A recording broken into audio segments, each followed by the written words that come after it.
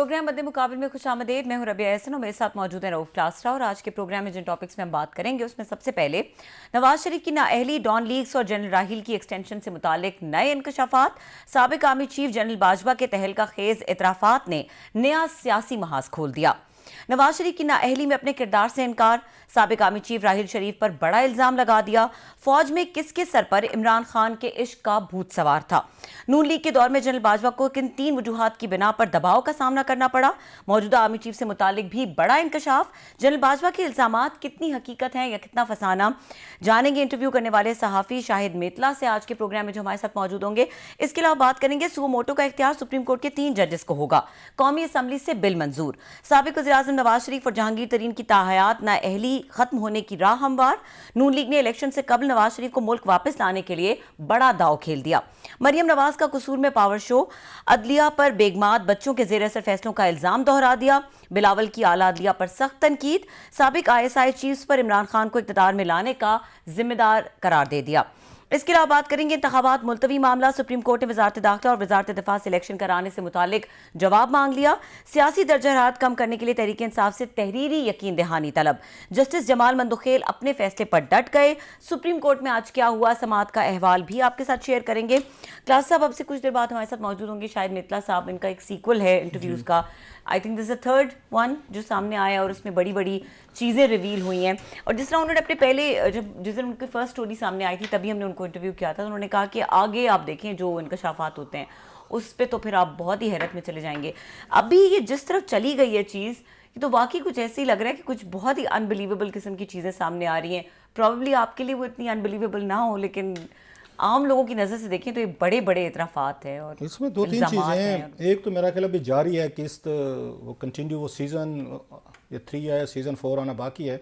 और main important बात की थी उन्होंने, मेतला साहब ने लास्ट में हमारे साथ के, उन्होंने कोई इमरान खान की करप्शन पे भी बहुत सारी बातें जनरल बाजवा साहब ने की हैं। तो उन्होंने कहा जनाब वो भी अभी वो किस्त आनी बाकी है। सो भी एक्सप्लोसिव चीज़ें जो हैं वो रहती हैं। बहुत सारे लोग आज शायद हैरान है होंगे कि सुप्रीम कोर्ट में इतनी सारी डेवलपमेंट्स हुई हैं, आज पार्लियामेंट में हुई हैं, नवाज शरीफ साहब के लिए रिलीफ का एक नया रास्ता खोला गया, नए बिल्स लाए हैं, नए कवानीन लाए हैं। हम उसको छोड़ के ये स्टोरी पहले क्यों ले रहे हैं? तो आपने जो इंट्रो में पढ़ा है बड़ा एक अहम चीज़ है कि इसका उसके साथ लिंक है कि कैसे सारी चीज़ें जो नाअहली थी उसमें जो इंटरव्यू में उन्होंने बताया है उन्होंने जनरल बाजवा साहब ने कि मेरे पे इल्ज़ाम लगता है या मैं नहीं करवा रहा था या कौन लोग करवा रहे थे, कौन कौन इसको सारा मैनूवर कर रहे थे। सो इसका डायरेक्ट लिंक है जो आज वहाँ पे हुआ है, उसमें पार्लियामेंट में हुआ है या सुप्रीम कोर्ट में जो कुछ हो रहा है। सो इस इंटरव्यू को जो आज उन्होंने दिया है तो इसमें एक इसका गहरा तल्लुक बनता है। हम दूसरे सेगमेंट में जाके इन पर भी बात करेंगे, पार्लियामेंट में भी करेंगे, सुप्रीम कोर्ट में भी जाएंगे।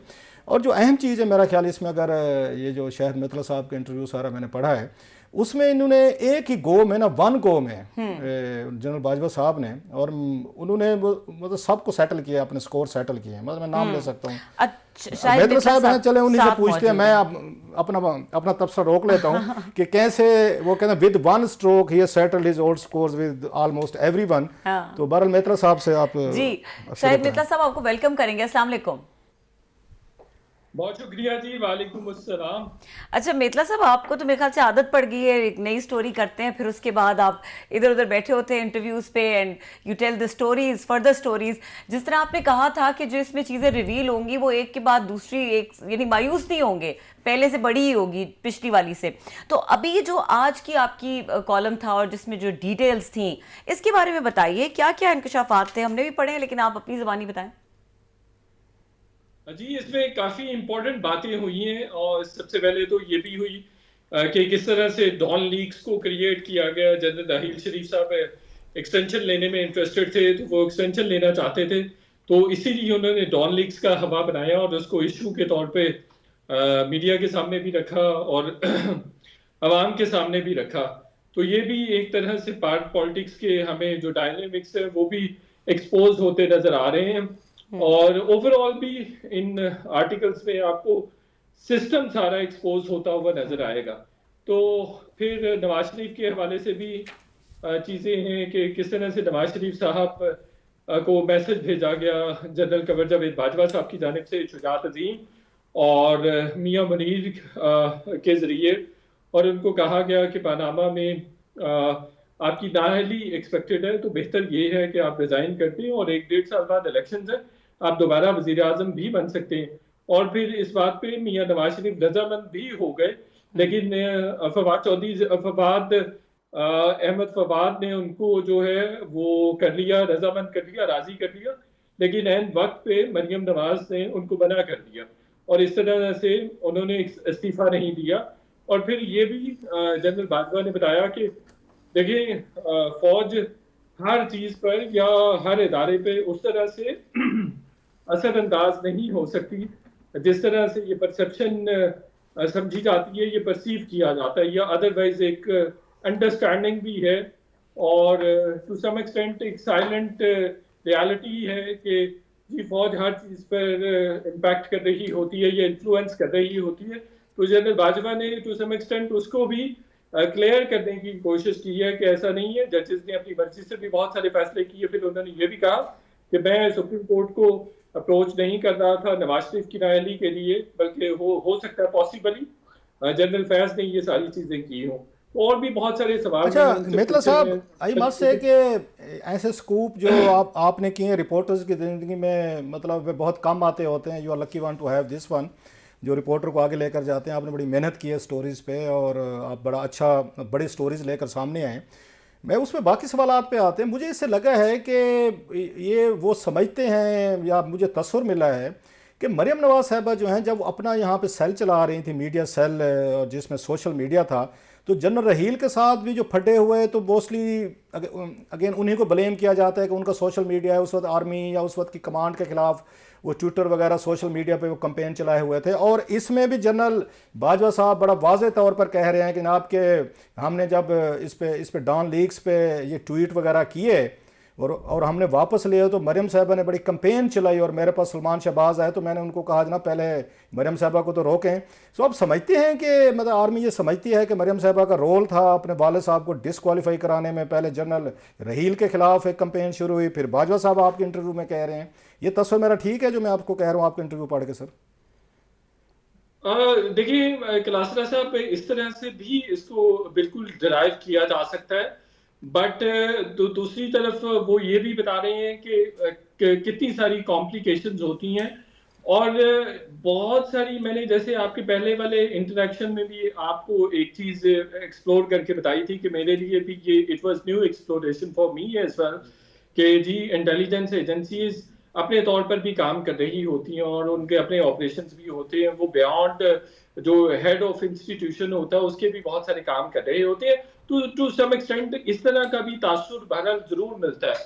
और दूसरा ये बात सच है कि मरियम नवाज साहिबा का जो स्ट्रेटेजिक मीडिया सेल था उसने भी काफी कैंपेन की, फौज के खिलाफ भी कैंपेन होती रही या अदरवाइज भी जनरल राहील के खिलाफ भी कैंपेन होती रही। जो जनरल बाजवा के बकौल उन्होंने जब वो नवाज शरीफ से मिले 2-4 दफा और इस हवाले से उनकी गुफ्तगू हुई तो उन्होंने कहा कि जी जनरल रिजवान और जनरल राहील शरीफ जब मेरे पास आते थे तो वो कहते थे कि 3 साल की एक्सटेंशन देते राहील शरीफ को, लेकिन वो जनरल राहील की गैर मौजूदगी में जनरल राहील कहते थे कि नहीं इनको 1 साल की एक्सटेंशन दे, क्योंकि रिजवान कहते थे।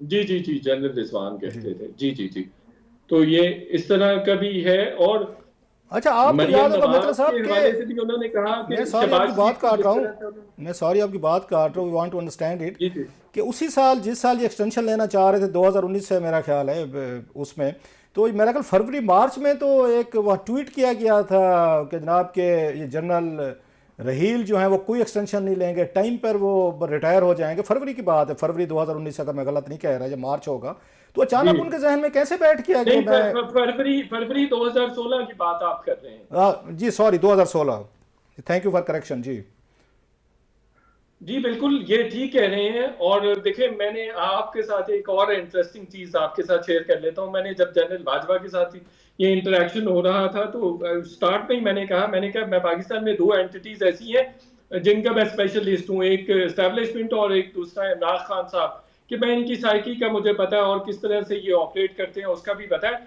तो मैं आपको ग्लासरा साहब बताऊं कि अभी भी जब सारी दुनिया ये कह रही थी कि जनरल बाजवा एक्सटेंशन नहीं लेंगे, तो मैं शायद उन 1-2 जर्नलिस्ट में से था जो पिछले 2021 से मुसलसल कह रहा है, 2021 फरवरी ऑनवर्ड्स कह रहा है कि जनरल बाजवा डेफिनेटली और एक्सटेंशन बेतला साहब आपकी लेंगे। प्रोफेशनल स्टैंडिंग पे, आपके बड़े कद पे एतराज नहीं है, कोई हमें भी तारीफ का मौका दें, आपको जरूरत नहीं है। We are here to beat your drum sir. आप वाकई बड़े रिपोर्टर, इतनी बड़ी खबर, इतनी बड़ी स्टोरी के बाद आपको जरूरत नहीं है। में से आपकी बात बिल्कुल दुरुस्त है, मैं उसी तरफ आ रहा हूँ। हमें मौका दें कि हम आपकी तारीफ करें सर। हाँ, नहीं, बहुत शुक्रिया, बहुत शुक्रिया। वो वैसे मौका आपने गवा दिया ऑन लाइटर साइड। ये क्योंकि डॉन लीग्स इंक्वायरी कमेटी की रिपोर्ट सर हमने किया, हमने पिछले प्रोग्राम में भी आपकी तारीफें की थी, मैंने अपने तो व्लॉग्स में भी की हैं। You always have been very kind, Kalasta साहब, I know that. आपने उन दोस्तों में से हैं जिन्होंने बहुत शुरू में मुझे बहुत ज्यादा प्रमोट किया, थैंक यू सो मच। और आप हर जूनियर को इसी तरह से फेवर एक्सटेंड करते हैं। एनीवे, तो ये जो वैसे लाइक फौज की या जनरल्स की ये साइकी है कि वो अदरवाइज पब्लिक में कुछ और बात करते हैं, लेकिन अदरवाइज कुछ और किया जा रहा होता है। तो बिल्कुल आप ठीक कह रहे हैं। अच्छा, एक और आपने इंटरव्यू में कहा है कि ये किया था, ये शाहिद खकान अब्बासी साहब जनरल इनको बाजवा साहब को दामने कोह ले गए थे, 3 घंटे तक वो इनको कोई मनाते रहे, कोई इनसे चीजें कहते रहे, कोई फरमाइशें करते रहे। व्हाट वर दो सर जो आपके इंटरव्यू में है? हाँ जी, वो उनको कहते रहे कि जी उन्होंने पिक किया GHQ से जनरल कमर जावेद बाजवा को, और उनको फिर दामने को ले गए। दोनों दोस्त बैठे रहे वहां पे, कोई 3 घंटे की ये नशिस्त थी। उसमें शाहिद खाकान अब्बासी ने कहा कि पनामा में आप हेल्प आउट करें मियां नवाज शरीफ को। तो जनरल कमर जावेद बाजवा ने कहा कि मैं ज्यादा हेल्प नहीं कर सकता हूँ, क्योंकि नवाज शरीफ साहब ने बहुत सारी गलतियां कर ली हैं। एक तो उनको ये एतराफ नहीं करना चाहिए था कि जी ये हमने इन जराए से ये तमाम जो फ्लैट से या जायदादें थी वो खरीदी थी। उनके पास एक सिंपल सा जवाब मौजूद था कि वो सिंपल सी ये बात कर देते कि जी ये मेरे वाले साहब ने खरीदे थे और मेरे बच्चों को दे दिए। तो फिर उनको कोई जो बर्डन ऑफ प्रूफ था वो नहीं उनको उस तरह से बियर करना पड़ता, ये वो ऑनेस्ट ना आता उन पर, तो वो आराम से बच जाते और ना उनको कोई कतली खत लाना पड़ता, ना कुछ और करना पड़ता। इसी तरह से ये फैक्ट तो है ना जी, लासरा साहब के चौधरी निसार ने भी रोका था कि ISI और MI के लोग नहीं होने चाहिए, 2 ब्रिगेडियर्स नहीं होने चाहिए। और जनरल कमर जावेद बाजवा कहते हैं मैंने मैसेज भी भेजा, 4-5 बंदों को कहा, नवाज शरीफ को मैसेज दिया कि भाई आप ये काम ना करें, ये काम ना करवाएं और आपको कोई जरूरत नहीं है, फौज को अलग ही रखें। फिर उन्होंने कहा कि मैंने DTISI को भी उस वक्त बुलाया, फिर अपने बेटे से खत भी लिखवाया, लेकिन कहते हैं चौधरी निसार की भी उन्होंने बात नहीं मानी। फिर हमने और भी खत जो सुप्रीम कोर्ट को लिखा गया वो भी उन्होंने एक ब्लंडर किया था। तो हम तो बार बार कहते रहे, और टू सम एक्सटेंट उन्होंने कहा कि मैं I was very fair, very sincere with. मतलब आप ये कह रहे हैं सर, मतलब भाई आप ये कह रहे हैं, मुझे मुनीर नियाजी साहब की वो मशहूर ज़माना नज़र आ रही है कि कुछ शहर के लोग भी जालिम सन, कोई सानू मरण का शौक भी सही, तो मियाँ साहब को भी मरने का शौक था सियासी तौर पर, कि वो उनको सारे मना कर रहे थे ये चीज़ें ना करें, उन्होंने कहा नहीं मैंने ये करनी है, और उन्होंने की और वही इंजाम हुआ। That's what it meant sir. जी डेफिनेटली ही मेंट सो। और हमने भी देखा कि किस तरह से हुसैन नवाज वहां लंदन से आए और यहाँ उन्होंने इंटरव्यूज देने का सिलसिला शुरू कर दिया। किस तरह से नवाज शरीफ साहब ने एडमिशन कर लिया पार्लियामेंट में खड़े होके, और फिर किस तरह से सुप्रीम कोर्ट को खत लिख दिया गया। कोई ऐसा चीज जरूरत नहीं थी, उसको अवॉइड भी किया जा सकता था। आप अगर रिकॉल करें तो क्लास्टर साहब आपको याद होगा पनामा का केस तो दब गया था, ये तो दोबारा से फिर हाईलाइट हुआ और दोबारा से इसका मसला बना। तो एक दफा तो अप्रैल 2016 में पनामा आया था, पनामा खत्म हो गया, फिर 1 नवंबर को इस पे एक बातचीत हुई और 1 नवंबर को ये मामला इस तरह से हुआ था। तो अच्छा, दूसरा इसमें आपने कहा है, मैं चाहता हूँ ज्यादा से ज्यादा आपसे पूछने, क्योंकि very extensive interview and full of disclosures, बहुत सारी इंपॉर्टेंट चीजें हैं इसमें। ये जनरल बाजवा साहब को आपने कोर्ट किया है, वो कह रहे हैं कि जनाब शरीफ फैमिली के इनके एल्डर को उन पे वो इल्ज़ाम लगा रहे हैं कि उन्होंने $5 मिलियन की उन्होंने रिश्वत ली, $3 मिलियन खुद रखे, $2 मिलियन कोई जिहाद वगैरह कर दिया। What was the story sir? ये जब हम इसी तरह की बात कर रहे थे, अपार्टमेंट्स की बात कर रहे थे या पनामा डिस्क्वालिफिकेशन की बात कर रहे थे, तो उन्होंने कहा कि मुझे किसी एक दोस्त ने उनके ने बताया था कि ये इस तरह का सिलसिला है, और उन्होंने $5 मिलियन उन्होंने लिए थे, 3 अपने पास रख लिए थे और उन्हीं से फ्लैट्स खरीदे थे, और $2 मिलियन उन्होंने किसी फलाही ट्रस्ट को या जहादी ट्रस्ट को दे दिए थे। तो कहते मैंने उस दोस्त को हंसते हुए कहा कि अच्छा मियां शरीफ तो नेकी के काम भी करते थे। तो इस तरह से उन्होंने कहा। ये मेरा ख्याल शरीफ फैमिली तो इसको डिनाय करती है, वो इन इल्जामात को, मेरा ख्याल है कभी उन्होंने उन पे पहले भी लगे थे, वो खैर इन इल्जामात को डिनाय करते हैं। अच्छा, दूसरा इसमें जो इमरान खान साहब के हवाले से उन्होंने कहा जनाब कि हम सारे बड़े इमरान खान साहब के फ़ैन थे, आपने जो टर्म यूज की है बाजवा साहब ने खुद यूज की थी कि हम सारे इंसाफियन बने हुए थे आर्मी जनरल्स? मैंने वैसे कोई दूसरी टर्म यूज की थी जो मैं डेफिनेटली आप जैसे सीनियर भी हैं और फिर शो भी बड़ा आपका देखा जाता है, सारा सिलसिला है, तो मैं इधर तो नहीं करूंगा।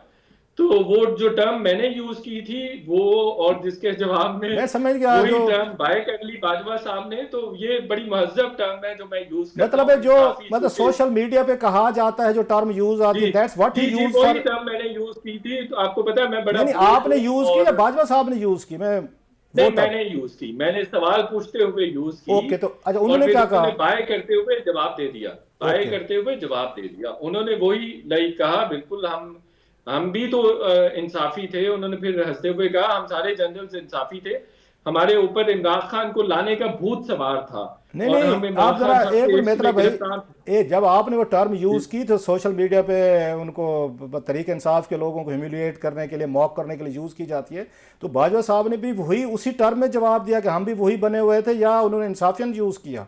जी जी जी जी उन्होंने भी वही, चूंकि हम फ्रैंक डिस्कशन कर रहे थे तो बिल्कुल इसी तरह से उन्होंने ओके भी बिल्कुल उन्होंने एडमिट किया कि हमारा बिल्कुल ये सिलसिला था और हमारे सरों पर भूत सवार था इमरान खान के इश्क का, और हम उसको लाना चाहते थे। और लेकिन हमें मायूसी हुई है, हमारा ख्याल था नए चेहरे हैं, नई पार्टी है, मुल्क तो में मेहता बेहतरी साहब ये लाएंगे। नहीं बताया उन्होंने कि ये भूत कैसे उतरा, मायूसी किस चीज से हुई उनको ज्यादा? वो रवैया, वो बड़े जबरदस्त इंकशाफात हैं जो कमिंग डेज में आपके सामने आएंगे। और वो बस ये दुआ कीजिए, क्योंकि मैं तो कह रहा हूँ अच्छा कि वो तो history is Imran Khan being साहब का भी डॉक्यूमेंटेड। आपने कहा था लास्ट टाइम हमारे प्रोग्राम में कि इमरान खान साहब की करप्शन के हवाले से भी बाजवा साहब ने बहुत सारी बातें बताई हैं, वो कब सीरीज आ रही है सर? वो भी बस देखें, अगर ये सिलसिला, वो तो वैसे प्रायोरिटी में वो तो 7वें 8वें नंबर पे है कलासा साहब। अच्छा सीजन 8 अभी अभी चले तो गए, मतलब 8 सीजन सर तक आप ये बनाए 8 बैठे से हैं? ज्यादा मेहता साहब ने कहा था बुक बन सकती है बहुत इसकी। बहुत मटेरियल है मेरे पास, बहुत मटेरियल है और अल्हम्दुलिल्लाह इसी तरह का इंकशाफात से भरपूर है अच्छा सारे एक का चीज सारा। और है सर कि वो जनरल बाजवा साहब ने कुछ एंकर्स को, जर्नलिस्टों को, मैं आपकी भी ट्वीट देख रहा था, उन्होंने फ़ोन करके कहा या जर्नलिस्टों ने राब्ते किए, उन्होंने कहा जी मैंने मेतला साहब को कोई इंटरव्यू नहीं दिया, I have all the legal options to proceed, मुझे कोर्ट किया गया, गलत किया गया है, मैंने कोई ऐसा इंटरव्यू नहीं दिया, और आप कहते हैं आपके पास सबूत हैं, तो ये क्या स्टोरी है सर ये? अखलासा साहब देखिए, ये उनका राइट है, अगर वो लीगल प्रोसीडिंग्स में जाना चाहते हैं, लीगल कोई भी कार्रवाई करना चाहते हैं, ये उनका राइट है। बट मैं आपको बताऊं कि एक एक जर्नलिस्टिक इंटरेक्शन हुआ, मैं I be very frank with fair with general Bajwa sahab, he has been very kind with me, he obliged me of documenting history. तो मैं, मेरे पे एक तरह से ये भी एक तरह से मॉरल ऑब्लिगेशन तो है, डेफिनेटली मैं एक रवायात का हामिल शख्स हूँ, तो मुझे अच्छा बिल्कुल यूजली ये मेहतरा है साहब, बात है। देखा जाता है जर्नलिस्ट जो हैं वो गुफ्तगू को टैप करते होते हैं ताकि कल कोई, इंटरनेशनल प्रैक्टिसेस बता रहा हूँ, हाँ, ताकि कल को कोई बंदा ये ये, इंटरैक्टिव प्रैक्टिस है। I agree with you, I agree with तो यू, आई आपने एग्री कोई, विद यू। आपने उनकी गुफ्तगू टैप लेकिन की, ये सारी जो चीज़ें हुई हैं ये सारी टेप हैं आपके पास मौजूद हैं?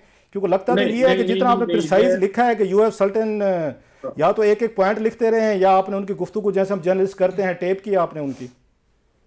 नहीं अब नहीं क्लासना साहब, देखें जब हम किसी बड़ी हाई प्रोफाइल शख्सियत से मिल रहे होते हैं या अदरवाइज हम अपने सराउंडिंग्स में मिल रहे होते हैं, तो हम एक दूसरे पर ट्रस्ट कर रहे होते हैं। दूसरी बात यह है कि मैं बाजवा साहब जब बाजवा साहब ये बात करते हैं कि ये कोई फॉर्मल इंटरव्यू नहीं था, तो मैं उनकी बात से 100% अग्री करूंगा, मैं दादर उनकी बात को इंडोर्स करूंगा। और मैंने पहले कॉलम की पहली लाइन में ये बात लिख दी है कि एक मुलाकात थी, एक इंटरेक्शन था जो इंटरव्यू में कन्वर्ट हो गया। आप उसको इंटरव्यू, नहीं मैंने उन्होंने इजाजत दी, नहीं आपने उनसे, आपने इजाजत ली और उन्होंने इजाजत दी आपको छापने की? जी एक सेकंड, हाँ जी जी मैं आपको कंप्लीट कर देता हूँ जी। आप उसको क्वेश्चन आंसर सेशन कह सकते हैं, आप उसको मीटिंग कह सकते हैं, आप मुलाकात कह सकते हैं, जर्नलिस्टिक इंटरेक्शन कह सकते हैं। बहरहाल ये प्योरली जर्नलिस्टिक इंटरेक्शन था। We both knew it will be reported, it will be quoted, or it was on record as well. I have taken special permission to be on record. तो ये मैं professional journalist हूँ, मैंने कभी जिंदगी में मामूली सा भी, आप थोड़ा बहुत अच्छा आप हमारे साथ रहें, जरा ब्रेक ले लें, ब्रेक के बाद वापस आते हैं। अभी बहुत कुछ चीज़ें जो है ना इस इंटरव्यू में वेरी एक्सप्लोसिव, वेरी इंपॉर्टेंट रहती है। मेरा ख्याल है एक ब्रेक लेना है इन रबिया ने। Please stay with us, we are coming back, और फिर यहीं से शुरू करते हैं। कुछ मेरे जहन में कुछ और भी सवाल आते हैं तो आपसे वो डिस्कशन करते हैं, कुछ मजीद इंकिशाफात पे बात करते हैं। जी शाहिद मितला साहब आप भी साथ रहिएगा और ब्रेक के बाद वापस डिस्कशन को कंटिन्यू करेंगे, हमारे साथ रहिए।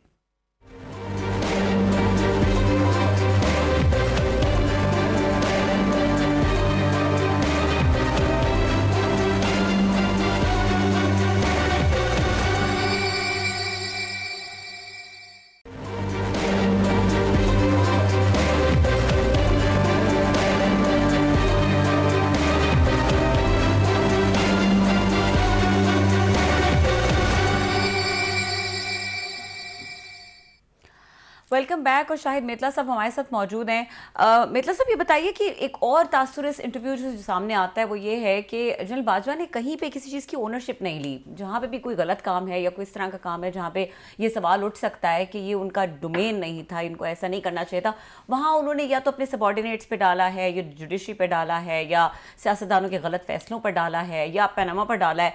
तो और फिर जैसे स्टार्टिंग जो आपका इंटरव्यू था आज का, जो कॉलम था, उसमें आपने ये कहा कि उन्होंने कहा कि 8 अगर काम कर दिए कह दिए जाएं अपने जूनियर्स को और वो 10 कर लें तो आप फिर उनसे सवाल करने की पोजीशन में नहीं रहते। तो इज ही ट्राइंग टू से कि डीजी आईएसआई अपनी मर्जी से चीजें कर रहे होते हैं, उनको नहीं पता होता, इस तरह का सिनेरियो बिलीवेबल है? देखिए ये चीज तो पहले भी मंजर आम पे मेरा ख्याल है पहले कॉलम में भी यही बात डिस्कस हुई थी, और 2-3 चीजें रबिया ऐसी हैं जो बार बार डिस्कस हुई, और 2-3 सवाल ऐसे थे जो मैंने 2-3 दफा पूछे जिनके जवाबात मुझे नहीं मिले। और ये भी जैसे मैंने अभी थोड़ी देर पहले भी कहा कि ये भी एक्सप्लोर किया मैंने, और ये बात उन्होंने एडमिट भी की कि पूरी दुनिया में इंटेलिजेंस एजेंसीज अपनी मर्जी से भी बहुत सारी चीजें कर रही होती हैं। तो ऑनरशिप ले ना ले, ये बहुत फैक्चुअल बात भी है कि मेरे अपने 1-2 पर्सनल एक्सपीरियंसेस भी ऐसे हैं जहां मुझे पता था कि आर्मी चीफ को नहीं मालूम, इवन टॉप लेवल पे डीजीआईएसआई को नहीं मालूम था, लेकिन 1-2 चीजें ऐसी हो गई जो निचले लेवल पे की गई। तो ये हर महकमे में ऑलमोस्ट हो रहा होता है। अब पुलिस वाले इतनी चीजें कर रहे होते हैं, एफआईए वाले भी इतनी सारी चीजें कर रहे होते हैं, एक बज़ है, एक बज़ है, अब आप उसकी तस्दीक कर सकते हैं कि आपकी शायद अब लंदन गए, आपकी नवाज शरीफ साहब से मुलाकात हुई कि वहां से भी बहुत सारे एक्सप्लोसिव को इंटरव्यू की सीरीज आने वाली है। Is it true sir?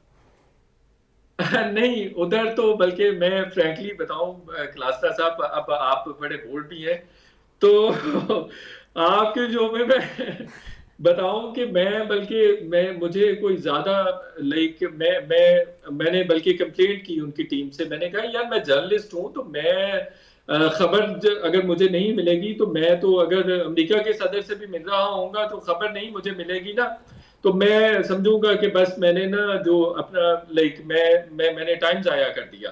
तो इस तरह का आपको पता है मियां नवाज शरीफ साहब खबर नहीं देते हैं, 2-3 खबरें तो मैंने निकालनी थी, लेकिन डेफिनेटली वो ऑफ द रिकॉर्ड मीटिंग थी। आपकी कोई मुलाकात हुई है या होनी है कोई मियां नवाज शरीफ साहब से?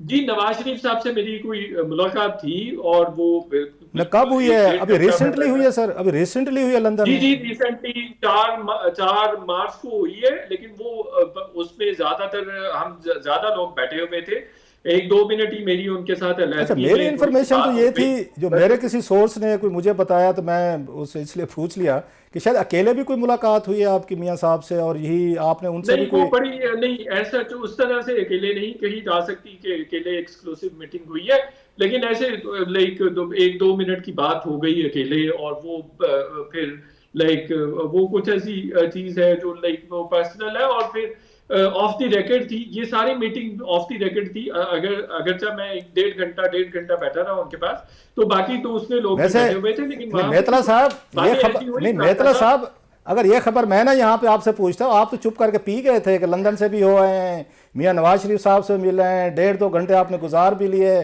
चाय काफ़ी गप्पे ऑफ द रिकॉर्ड बातें भी होगी। सर जी बड़े आप तो घुने निकले हैं, ये तो हमने आपको पकड़ लिया ना कि जनाब आप लंदन से भी हो आए हैं।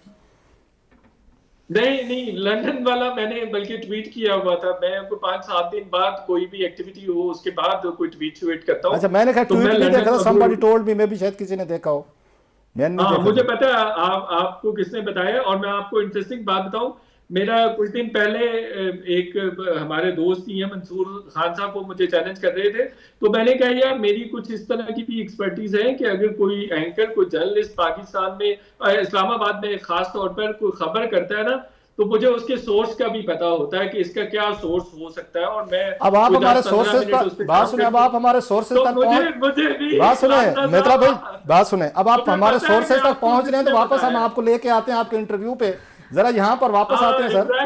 एग्जैक्टली हाँ, अब जरा आप इंटरव्यू पे आते हैं। मुझे ये तस्वीर मिला है कि एक ही गो में जनरल बाजवा साहब ने 4-5 उन्होंने एक तीर से शिकार किए हैं।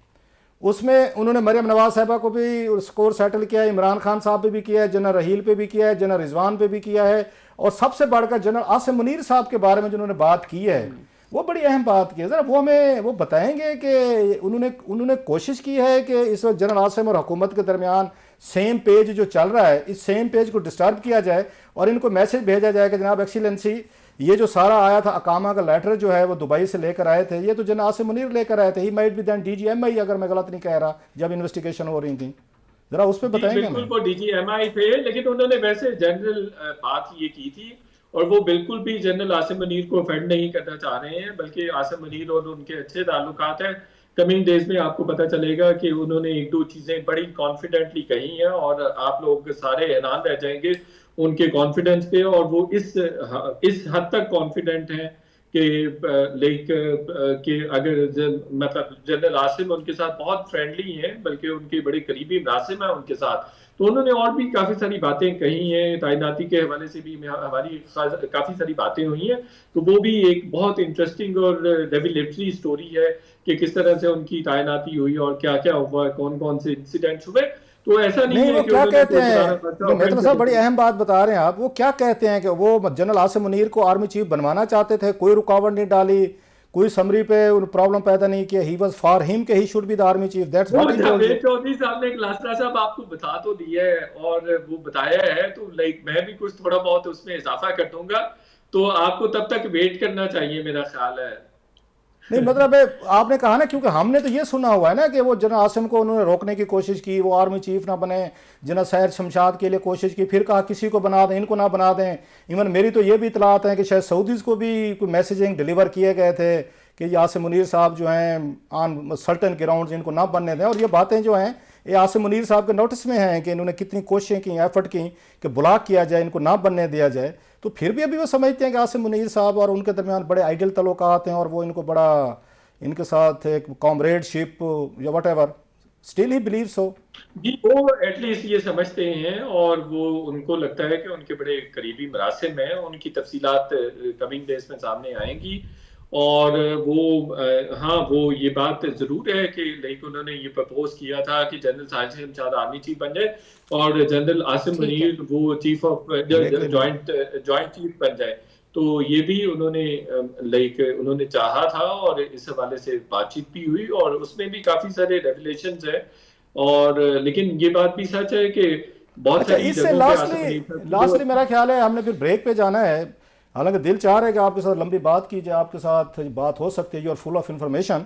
इस इंटरव्यू से और पहले से लग रहा है कि हमारी स्टैब्लिशमेंट तो कुछ भी नहीं हो रहा था, लॉबिंग हो रही थी, किसी को एक्सटेंशन चाहिए, किसी को ट्रांसफर चाहिए, किसी को पोस्टिंग चाहिए, तो कोई मतलब DGIA से लग के आर्मी चीफ लगना चाहता है, किसी ने DGIA से लगना है, किसी ने एक्सटेंशन लेनी है। This what was happening in, मतलब जनरल रिजवान की बात हो रही है, एक्सटेंशन आफ्टर एक्सटेंशन लेनी आफ्टर एक्सटेंशन लेनी है, ये सारा कुछ हमारी स्टैब्लिशमेंट में यही कुछ हो रहा था 6 सालों में कि हर वहाँ पे, बल्कि पिछले जाएं अगर मतलब 9 सालों में मैं कहूँगा, सिंस उससे पीछे जाएं तो 2008 के बाद शुरू हो जाए। जनरल कियानी साहब थे, फिर रहील साहब थे, फिर बाजवा साहब आ गए, फिर दरमियान में रिजवान साहब को अपनी पड़ गई थी कि जनाब मैं भी ले लूंगा, 1 साल बाद एक्सटेंशन होगी तो मैं चीफ बन एंड जाऊंगा। Just to add in class साहब, एक ज़रबे अज़ब के हवाले से बड़ी अजीब सी कुछ स्टेटमेंट थी, मतलब ये तो बड़ी ये सारा हैरानी की हमारी बात है। एस्टेब्लिशमेंट सारी चीजें भूल के रबिया, ये लॉबीज हो रही थी। ये आप क्यों चाह रही है कि बाकी की चीजें ना आए, लाइक वो भाई जो whatever he felt he said Facts so। थे, but they were तो ये very तो shocking facts. हाँ चले इसी तरह से ले लेते हैं। तो जी क्लासरा साहब, हमारे पार कॉरिडोर्स में यही तो हो रहा होता है, यही तो पार प्ले है कि किस तरह से लाइक एक दूसरे को ओवरकम किया जाता है, और किस तरह से अपनी पोस्टिंग के लिए भी कोशिश की जा। बड़ी मेहरबानी सर, आपने बहुत सारी चीज़ें हमारे साथ वो शेयर की। Thank you very much. जी, हम क्विकली ब्रेक लेंगे। क्लास साहब, शायद मितला साहब ने बड़ी इंपॉर्टेंट बातें की, डिस्कशन कंटिन्यू करेंगे। हमारे पास आखिरी 1 मिनट होगा, ब्रेक के बाद हमारे साथ रहे।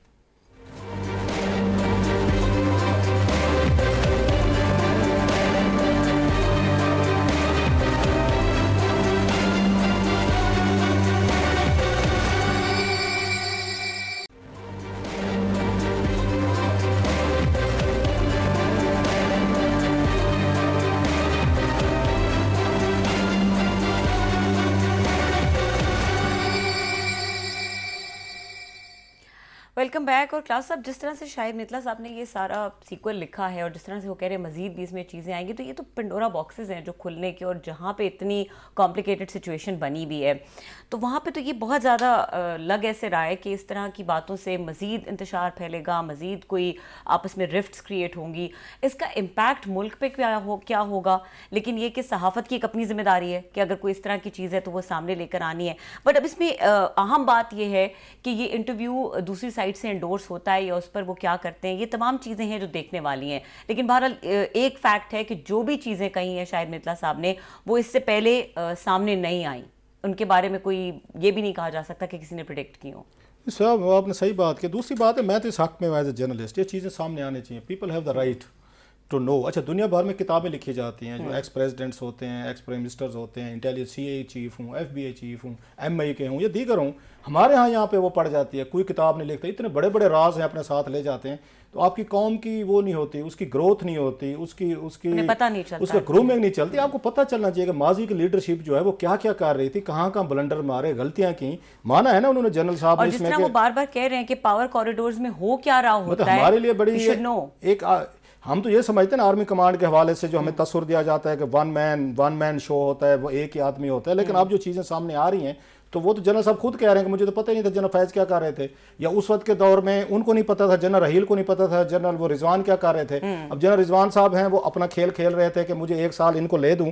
वो जो एक्सटेंशन लेके दे रहे थे इनको रहील शरीफ साहब को, वो अपनी भी लाइन में खड़े नहीं, उसमें जनरल रहील की मोहब्बत नहीं थी जो इसमें है। और बात ठीक है, 1 साल को दे दें, क्योंकि 1 साल बाद वो खुद वो रेस में आ जाते कि मैं आर्मी चीफ बन सकता हूं, तो मैं मरियम को कह के, नवाज शरीफ कह को मैं चीफ बन जाऊंगा। सो वो अपना खेल खेल रहे थे। सो उससे वो पता चलता है कि आप कहीं पे भी बैठे हो, अपनी लॉबिंग है, अपने इंटरेस्ट हैं, पावर स्ट्रगल इट इज, ये साफ लग रहा है। सो ऐसी चीजें सामने आनी चाहिए। कौम को ये नहीं कहना चाहिए कि जनाब क्यों बोला है, अब क्यों बात की, अच्छी बात है, लेट देम स्पीक। हमें कोई अंदाजा होगा, कोई थोड़ा सा कनेक्ट करेंगे कि माजी में जो पिछले 8-10 सालों में हमने चीजें अब तक सुनी थी, जब वही बंदा कंफर्म कर रहा हो तो उससे बड़ा फर्क पड़ता है। उसमें I am very glad as a journalist, as a citizen, information आ रही है और हमें पता चल रहा है कि माजी में चीजें हो कैसे रहेंगी, और आके जिसके नतायज इस वक्त हम भुगत रही है, कौम भुगत रही है नतायज, और वो खुद उनको एहसास है जनरल बाजवा साहब को, मैंने क्या क्या ब्लंडर्स मारे हैं। So that's a good thing कि एटलीस्ट चीजें आ रही हैं सामने। ठीक है क्लास साहब, बहुत सारे इंपॉर्टेंट टॉपिक्स आज डिस्कस करने थे, लेकिन ये एक ऐसी स्टोरी थी, इस पे बात होनी जरूरी थी। आने वाले प्रोग्राम से हम टॉपिक्स को डिस्कस करेंगे। प्रोग्राम देखने के लिए शुक्रिया, इजाजत दीजिए, अल्लाह हाफिज़।